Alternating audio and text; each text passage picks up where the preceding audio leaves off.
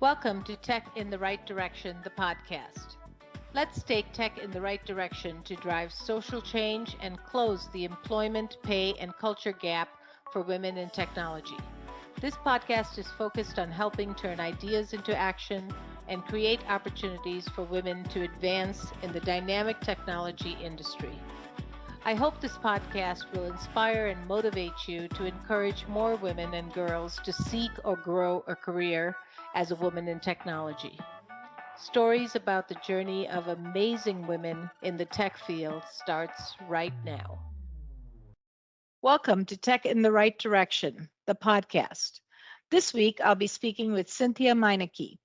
Cynthia is a senior account executive with New Era Technologies who is focused on the customer experience. Cynthia passionately embraces partnering with her clients to deliver an exceptional customer experience with every interaction through high velocity, elegant innovation with the goal of pushing revenue growth up while driving costs down through improved business process and operational excellence.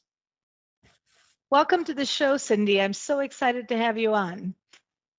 Oh my gosh, excitement is not the word. I am crawling out of my skin. I'm so happy to be here. Oh, that's great. So let's get started. So Cindy, as a woman in tech, can you share with us your career journey and how you got to where you are today? Oh, I would be happy to, but I'll warn you ahead of time. It is a long story. And That's to tell okay. it, okay, good. And to tell it properly, I have to go like way, way back. And there's tie-ins to this, and it'll make sense later. So from the age of 14 to 17, I was in a foster home. And then at age 17 was released without really a strong family support system behind me. So I quit school so I could go to work full time. So did not have a high school degree. And then unfortunately got married young, had a few children. And then I had an epiphany moment at about the age of, I don't know, 24 or something when I had 3 small children and I was working at Kroger. And I knew I wanted more for my kids than I had. And I wanted them to go to college. I wanted them to have awesome careers. I wanted them to just be more than I ever was. And I knew I could not do it on a Kroger salary. And this is 86, 87, 88. And that was right at the beginning of barcodes coming into the grocery world. So ironically, it spurred in me this thought that, wow, computers are really the thing of the future. This could be a great career path. It never occurred to me that it was a man's field or that it was a STEM career. That never occurred to me. The only thing that was driving me was the fact that I knew I needed to make a lot more money, set myself up for more success so that I could provide a college education for my kids. So that's how I got into tech, because I thought I could make a living at it and put my kids through college. So I went to a trade school because I was working. I needed to keep working. I didn't have the luxury of doing a 4-year degree. So I had to get trained up quick and back to work quick.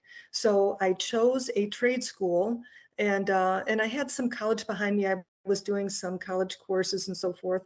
And so I did the trade school. My first job out of trade school, I had a certificate in computer technology. My first job was not much more than I was making at Kroger, but I knew it would increase quickly. But I had a trunk full of tools and chips and parts. And as a hardware technician, I drove all over Michigan fixing Unix boxes in the field. So HP, UX, IBM, Altos boxes. I learned Unix before I ever learned DOS. And here I was doing chip level replacement in the field on corporate servers with a soldering iron. That was my first gig coming out of that trade school. But I quickly moved up. I stayed at the same company for 2 years. In that company, it was a small proprietary business that did manufacturing software. And it was a great place to cut my teeth because I learned everything from the ground up. I learned operating systems, I learned networking, I had to set up multiplexers, I had to set up firewalls. I eventually learned database admin and database programming. I learned, like I mentioned, Unix and DOS. And it was just a great place to be. And then that launched my next career. next job, which was at a manufacturing facility where I was the sys admin, and I stayed there for 16 years and worked up to be the director of IT, and again did everything in the business. But that's where I learned the business side of things, that how much great technology could affect positive business outcomes. And that's when I got really passionate about the field that I was in, and knowing that with the right technology, you could change a business outcome. And that just really excited me. And so after getting to be the director of IT, I thought that I could do more. And I thought that I had all this knowledge and experience and whatever. And I don't know what possessed me to think about this, but I thought that sales would be a better place for me to be, because I could be more of a consultant in sales.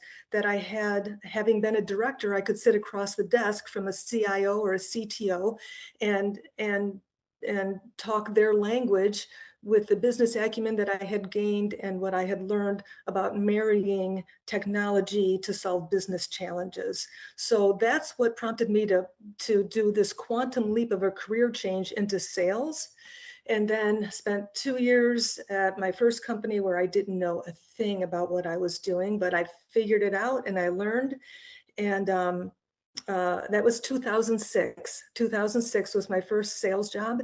And then I've went to another company, more sales. And now today I'm at New Era Technology. So it's interesting that I started from a very small proprietary little kind of mom and pa sort of shop. And today at New Era, 3,000 employees, global entities, 60 countries we have offices in, and working with Fortune 500 companies. And so my career has grown over the years from working in small SMB, and not that that's different or bad or whatever, but just it is really my understanding and outreach has grown through my career as well. So that was a long answer, but that's how I started in IT, and that's how I ended up where I am today. That is amazing. I love your insight, how insightful you were from the beginning. So was it the barcodes that at Kroger that said, okay, I want to go into technology, or what was that trigger what was that light bulb moment when you said, okay, technology or computers is where I want to be? You know, it was good that I started in hardware, because the way my mind works, working on the cash register and seeing those barcodes, I wanted to understand what happens. How does that scanner work? How does it even read that barcode? And where does it get that information? How is that information stored? What does that barcode mean? So that really was an intriguing moment that opened that door. That's amazing. You are so insightful. I just love hearing your story, because you went from nothing to really growing your mindset, growing your knowledge, getting educated, and then being very, very successful. So great job on that. And like I said, your background is unbelievable. What do you attribute your success to? You know, that's a big question. And for that, I have to go way, way back on that one as well. Um, so at the age of 4, I suffered an accident where I was walking through the woods with my grandma, and a tree limb, which was a thorn bush actually, kind of whiplashed back and poked me in the eye and caused me to be blind in my left eye. But at the age Oh of my 4, gosh. yeah, it sounds worse than it is, but it was a good thing, because it's funny. I've had my whole life to kind of reflect on what I learned through that experience, because that put in motion surgeries and doctor appointments, and this was 55 years ago, where nobody knew what to do with this. This was quite an injury, and it caused a cataract and then internal damage and all that sort of thing. And so some of the surgeries that I went through, and my parents couldn't be there, and as I remember as a child, never asking why. And I think that served me well. No matter whatever happens in life, whatever challenges we're faced with, I never asked why. I just figured out how to overcome them. So part of it healing process was they put patches on my good eye to try to force me to look through my bad eye, which Mm-hmm. was blind. So you can imagine what that felt like, being 4, covering up my good eye, can't see anything, and trying to cope, right? Try to eat, try to Mm-hmm. get dressed, whatever. And I think that built in me this resiliency to just overcome and figure it out. And That's amazing. Amazing. That is there, true resiliency. there's one more little story past that too. So again, it's amazing what the adults, I would hear the adults saying around me, like, oh, poor Cindy, she's going to be blind in one eye and she won't be able to do this, won't be able to do that. And I didn't listen to that. And then at the age of 8, now take this with a grain of salt, because remember, this is 55 years ago. We're in Michigan. It's a hunting family. My dad, instead of, getting on the bandwagon with everybody else about, oh, poor Cindy, she can't do this or that or the other, he bought me a gun and he taught me how to shoot it. It was a little 22 rifle, and we did target practice in the backyard with tin cans. And think about the profound lesson of that. That profound lesson was, don't focus on what you don't have, because what you do have is enough and it's all you need. Oh, So I love again, that. those 2 profound things that were born from an accident really, I think, formed in me that resiliency, positivity, and persistence, and to look every challenge in the face and figure out how to overcome. Wow. I love that. Don't focus on what you don't have. You have enough. I think Right. that's such a great piece of advice to almost everyone, because it really builds that gratitude mindset. It builds you to be thankful and grateful for what you have. Absolutely. You're so right about that, Jennifer. That's great. So you've raised 6 very successful children, I mean, with very successful careers. What are some of your secrets? First tell us what are their careers, so that everybody can know how successful they are, and then share with us some of your secrets to raising these successful children. Okay, well, of course, I could talk all day about my kids, and I think every mother can. So I have 6, as you mentioned, 5 girls and 1 boy. My oldest daughter is a lawyer. Um, her husband is a defense attorney. She's a prosecutor. And I am so incredibly proud of her and how she works in a lot of domestic violence cases. And she just makes me proud in the way that she defends people who really can't Mhm, defend themselves. mhm, And then my next daughter, she is about to finish her second master's, and she's a teacher.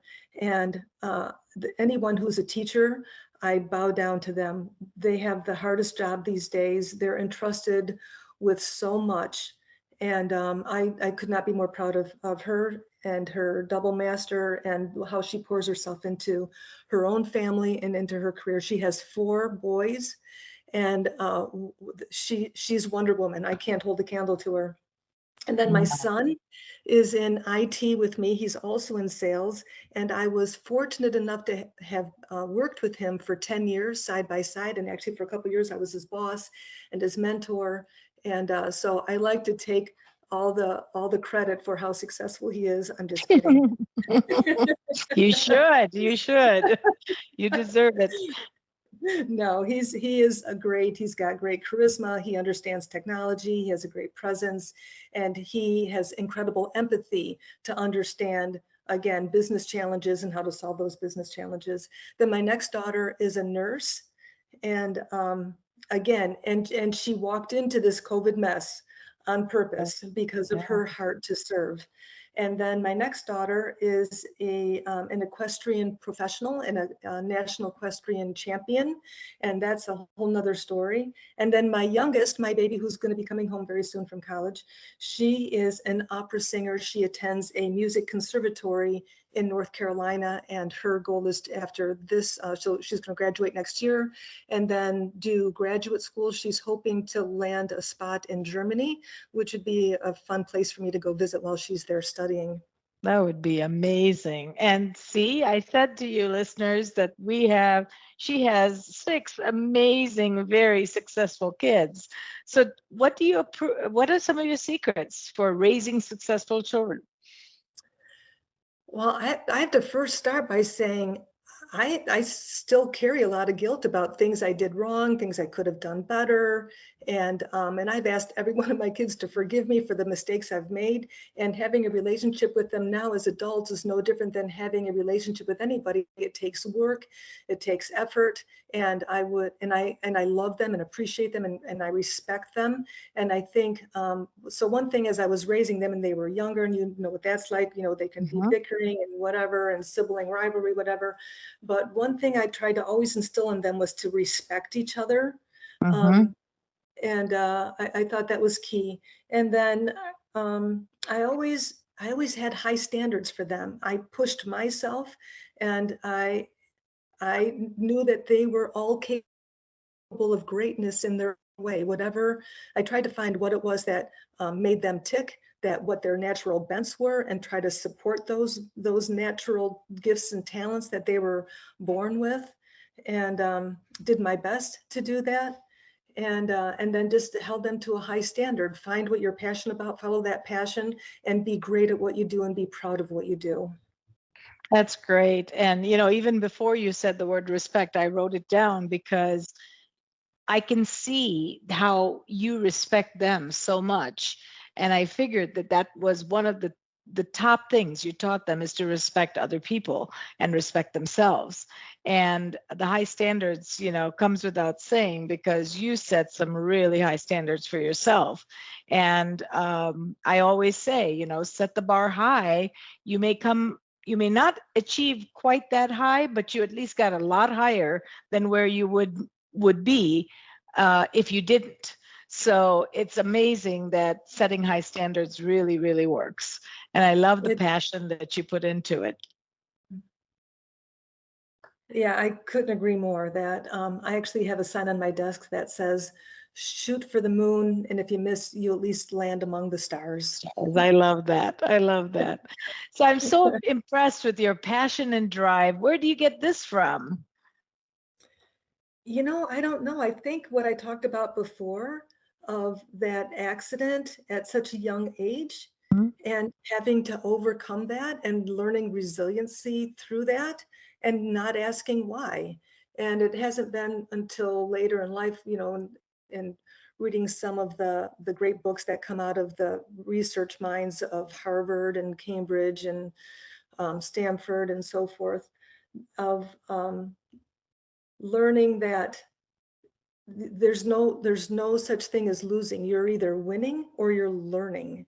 So even if you face a challenge and you don't quite overcome it, you learn lessons, and if you're fortunate, you get to face that challenge again and eventually learn the lesson right the second time, and tackle it. Wow. Yeah, that's, you kind of said something that just got me thinking, because I think I was always that way too. I never asked why. And I didn't stop to think, oh my God, woe is me. I just wanted to move forward and never look Right. back. Yeah. Right. So that just reminded me, whereas I never really knew how to describe it. And when you said that, I was thinking, wow, maybe that's really why, That's great. That's great. Did you know that there is an increase in the number of women leaving the tech industry? As a woman-owned business, Directions Training has made it our mission and passion to change this statistic. That's why Jennifer created this podcast. We showcase insight from everyday women for everyday women in the tech industry. Do you know other people that would benefit from tuning in? Share the link and help us drive the advancement of women in the tech industry. Do you have a journey or know of someone that our listeners would benefit from hearing about? Reach out to us at directionstraining.com/podcast. Don't forget to follow us on LinkedIn, Facebook, and wherever you find your podcasts. Now, back to the show. So tell us more about passion for winning. So of course, all of my answers always have a story, right? Yeah, So, stories are great. all right, so passion for winning. Over the years, through my last, let's see, there's a gentleman in our area, Matt De La Cruz, who runs Winning Minds Consulting. And I had the good fortune of sitting through some of his leadership classes and goal setting classes, and it always resonated with my own sort of studies and things like that. And he also certifies people under his umbrella to be coaches and speakers. Well, because of coming out of the foster system and because of being a lifelong learner in that self-help world and wanting to understand organizational psychology and why people do what they do, I've gravitated to studying that my whole life. Mm-hmm. So coming from the foster care system, I should back up and tell you one more story from leaving the foster care. Mm-hmm. When I was released from the foster care system, like I said, I was 17 and I quit school, I went to work. And at that time, a friend of mine invited me to come to an adult after hours enrichment class, and it was about the journey of success in life. And I almost didn't go, but I'm glad I went. And it was the first time I was ever taught goal setting principles and making a bucket list and aiming for things that you want in life. And it was a game changer for me. And I think it fed into a lot of that epiphany moment later after I had kids and realizing that I can do more and I can achieve more if I put my mind to it. So after becoming a lifelong learner of goal setting and learning how to manage accelerated productivity and for setting higher standards, I realized that there's so many kids out there like me who at 17, you're released from the foster home with no place to go, no support system, and no life skill tools like that to tell you or teach you that you control your destiny. You can be whoever you want to be. You are in control. You are not the same person today that you're going to be 5 years from now or 10 years from now, and you get to choose who that person is going to be. You can be as successful as you want to be, but who's going to teach them that? So I combined this passion I've always had and this empathy I've always had for that time in my life when I had barely anything to hang on to, and how do I give back to that? So then fast forward, Matt De La Cruz, I decided to become a certified coach and speaker under Winning Minds, and then use that to give back to the foster community. So I formed this business, LLC, called Passion for Winning. I created a pilot charter that I'm working with Samaritas on. Samaritas is an organization in Michigan, and they are the largest placement of foster children in Michigan, as well as adoption services and transitional young adult services. So they have 14 homes around the state for those 17-year-olds like I was coming out of foster care with no place to go. So I put together this program under Passion for Winning, and it's an 8-week masterclass, and it teaches those all-important life skills about having a growth mindset versus a fixed mindset, about setting a vision for your life, about effective goal setting, about learning like the happiness advantage from Sean Aker, that like think about the question, what comes first, being happy or being successful? Well, research, we would think that, well, if you become successful, then you're happy, but actually research has shown that happiness breeds success. So teaching those kinds of principles that make a difference. Another one is gap versus gain. Another great lesson from Dr. Benjamin Hardy about measure your life backwards in your gains. Don't measure your life by what you don't have. Again, kind of going back to that first lesson from my dad of don't look at what you don't have, look at what you do have, because what you have is enough. So getting these young adults to have a belief in themselves that they are not their past and they can create their own future. So that's where my heart is. And that's the basis and genesis of Passion for Winning. It's this lifelong desire I've had to give back to that foster community. And now I'm finally at a point in my life where I can do that.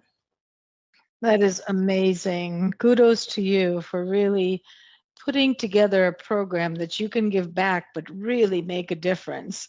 So have you started this 8 weeks masterclass with a cohort yet, or is it still in the works? So we're setting the foundation for it. And the reason is we're doing the first pilot with 8 students. And so Samaritas is going through the process of choosing the first 8 students, and then we'll use feedback from their experience to set the stage going forward.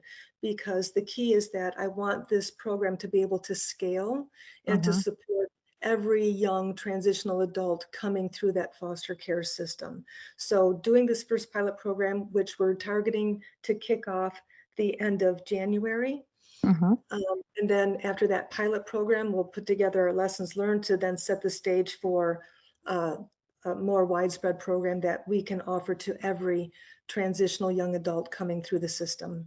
And are you going to do this virtually or in person? And what is the age group of the children? So as the transitional young adults, they're the ones who are coming out of foster care. So typically they're starting at age 17. Okay. So looking at that pocket of 17 to 25-year-olds, that's the age group. Some of them, many of them, are living in these transitional homes around Michigan. So this would be, there's 2 ways we could do it. One would be virtual, so that anyone from any of the homes can attend. So I envision a day where there's always going to be a remote class going on. And I envision a day where I'll be able to go to these homes and actually meet with these young adults in person. Because there's nothing like face-to-face and being able to give somebody a hug and tell them how awesome they are and tell them that you believe in them and see their life change. I love that. Yeah.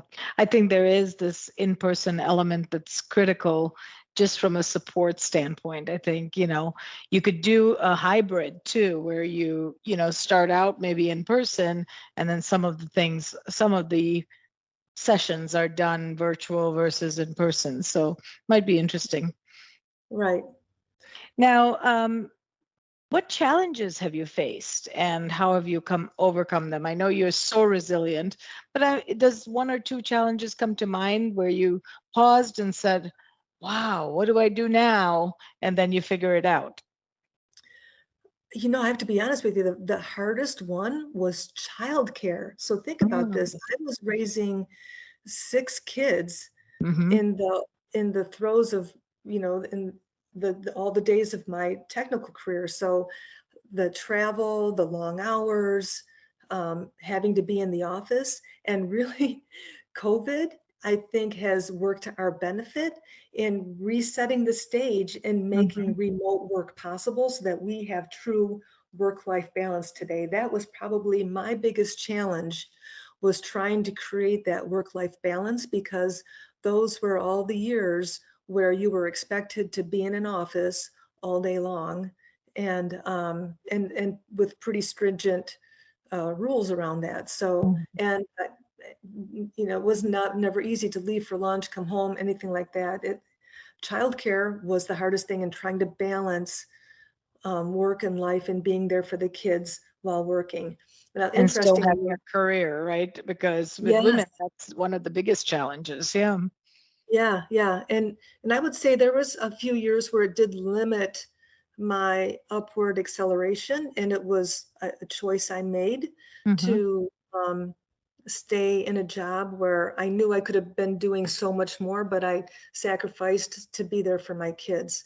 I'll tell you this too, that the manufacturing company that I was working with while I was working my way up to be the director of IT, there were some years there where they needed a custom written application. And I think I spent, I don't know, 2 or 3 years writing tens of thousands of lines of code for this custom application. But I convinced them at that time to let me work from home a couple days a week. And that was unheard of at the time. Mhm. Nobody Mhm. did that. But I was coding, and I didn't need to be in an office to do that. So it was a pretty big deal at that time for the company to let me do that. So I'm very grateful for those years where I got to stay at home about half the time and be able to be there when kids got off the bus, or be able to drive them into school in the morning. And I think, again, because of what we just went through with COVID, and we're all in this hybrid work mode now, it's a little bit easier for working moms trying to balance raising kids. So true. So true. I think organizations have realized that people can be productive and do a lot more and reduce their stress level, get a better balance for home and work, and not have to commute for hours, in a day, and Yeah. still get the work done. So I think they are realizing that that's possible. So COVID did Mhm. have some blessings. Yes, they did. Yes, it Yeah. did. How about some lessons learned or leadership skills that you've learned in your career? One of the things that I learned over the years is stop, think, pause before you react. And do you have anything that you've learned over the years that you've changed and said, wow, I should have done this a long time ago?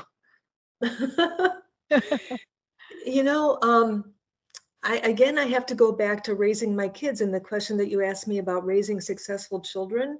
Hmm. And the answer to that was respect them and have a high level of expectation. Hmm. And I would say it's the same answer. Same thing. Yeah, that's great. That is so true.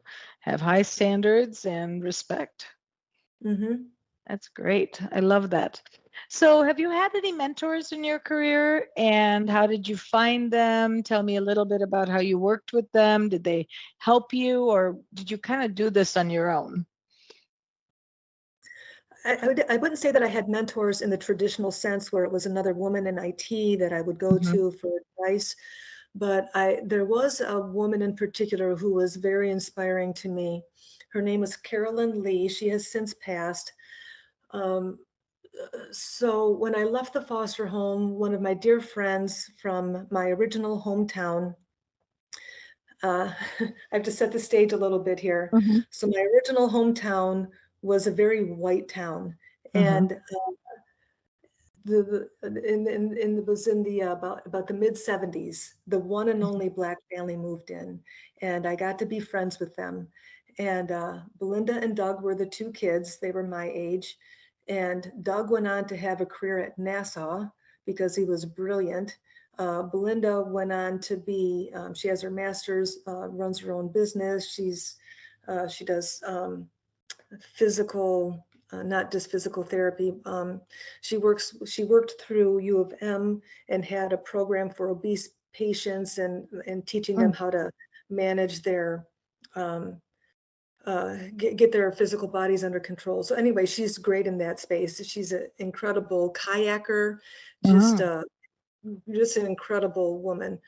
Anyway, her parents, Doug and Carolyn, really took me under their wing as their own. And I called them mom and dad, and they were brilliant people as well. Belinda's dad, Doug, was a mechanical engineer, and her mom, Carolyn, had a double major as well. And she was a chemical engineer, and Wow. she was brilliant.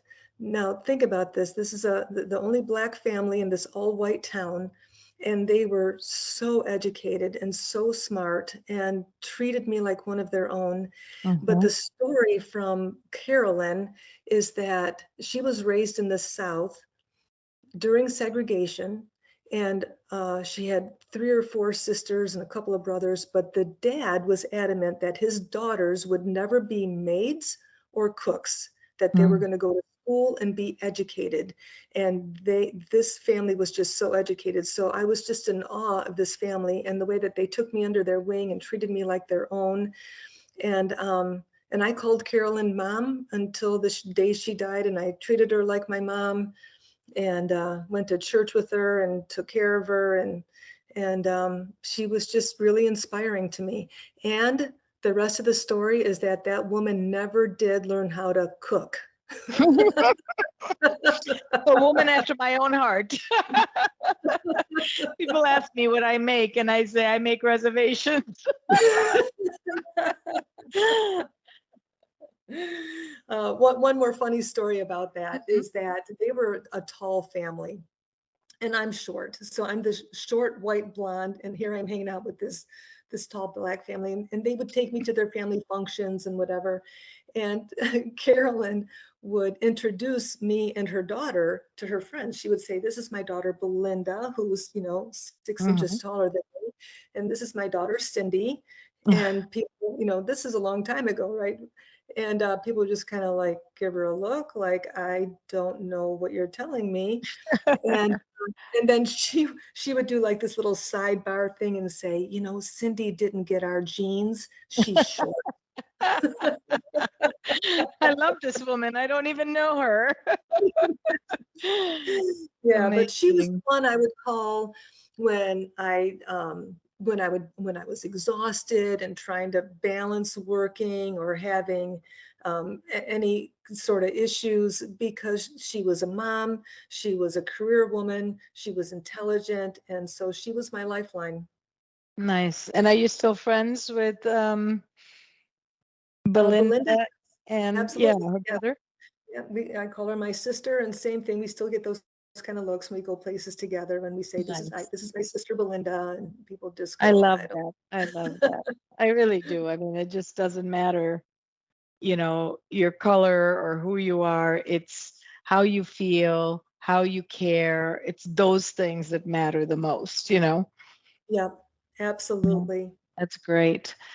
All right. So, in closing, what comments or advice do you have for our listeners? Maybe women thinking about a career in tech, because we're very passionate about trying to bring more women in tech because, those numbers keep declining.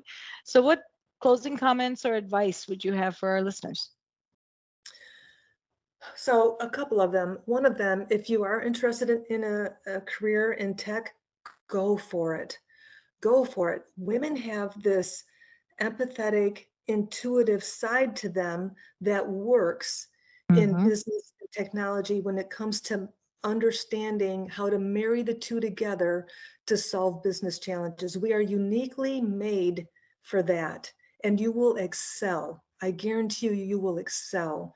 That's number one. The second thing is, I would say, believe in others, but more importantly, believe in yourself. And that if you have a burning desire in your heart to accomplish something, pursue it with your whole heart. Don't hold back. That's great. And, women need that confidence always to trust themselves and not second guess themselves. So that's great advice. Just go for it and really believe in yourself. So that's great advice. Cindy, this was such a pleasure. Thank you so much for taking the time to be on the show. I would love to have you again in the future, but thank you. Thank you. It was an honor. Oh, Jennifer, the honor was all mine. Thank you so much. Thank you. Thank you for listening to Tech in the Right Direction. Please take a minute to subscribe or follow so that you never miss an episode. Also, don't forget to like, share, and comment. Thank you. See you next week. From IT skill enhancements to end user adoption training, Directions Training is your resource to help optimize the effectiveness of your technology investments. Over 500,000 students have taken advantage of our wide selection of technology and business training solutions, covering the most popular applications today, such as Microsoft 365, Azure, Windows 10, and more. As a podcast listener, we invite you to take advantage of an exclusive offer. Receive 30 days of free access to our Microsoft official curriculum, on-demand courses for IT professionals or end users. Visit us at www.directionstraining.com/podcast to claim this offer today. Hurry, this offer is only available for a limited time. Success is a journey. Ask for directions.